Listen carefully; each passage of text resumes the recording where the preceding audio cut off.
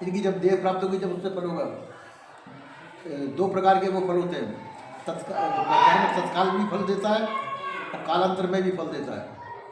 कोई कर्म ऐसा होता है कि तत्काल फल देने वाला होता है और कोई कालांतर में फल देने वाला है। तो तत्काल फल देने वाला क्या, उसके अनुसार हमारी बुद्धि है, पहले के कर्मों के अनुसार बुद्धि बनी है, कुछ बुद्धि के अनुसार कर्म दिए वो वर्तमान में भोगने में आएंगे, और कुछ कालांतर में फल देने वाले वो जाके अंतःकरण में जमा होंगे। जब उनका नंबर आएगा, जब उसकी देह प्राप्त होगी, जब उस देह से उसका फल प्राप्त होगा।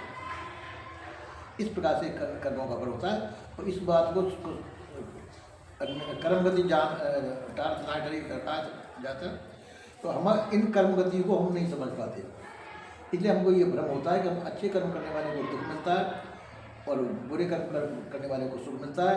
कि कर्मगति को न समझ पाने की वजह से हमको ये भ्रम उत्पन्न होता है। अपने कर्मों का फल ही हमको मिलता है।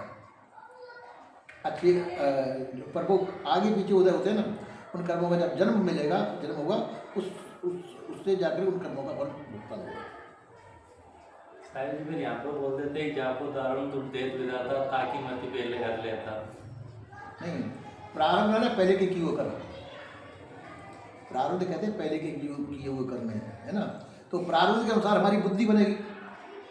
पहले के मतलब 4 जन्म पहले के कर्म पड़े हुए हैं, तो वैसी हमारी बुद्धि होगी और बुद्धि के अनुसार वैसे ही हम कर्म करेंगे, जिससे कि मान लो जब वो कर्मों का फल हमको प्राप्त हो सके। इसलिए उसकी बुद्धि को पहले हरण किसने किया? प्रारब्ध ने।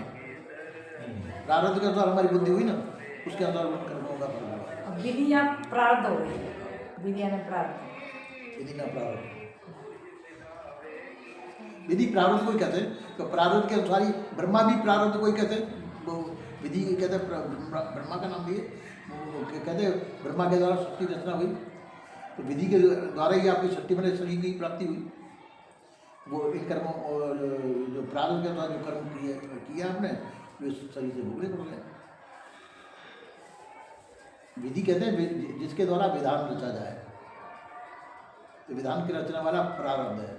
उसको ब्रह्मा कह लीजिए, चाहे विधि कह लीजिए, प्रारब्ध कह लीजिए, उसके अनुसार आपके शरीर रचे जाए। इनसे वैसे फल भुगतान हो रहे हैं। और कुछ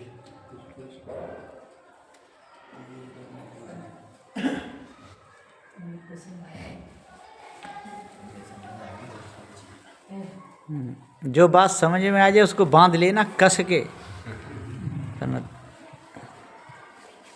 नहीं समझ में नहीं आया तो उसके लिए तो हाँ करना। हाँ, सही बात। जो समझ में नहीं आया तो ये नहीं कहना समझ में आ गया। मैंने कई दिन साइड कि सुमरन करो राम का। सुमरन क्या चीज है?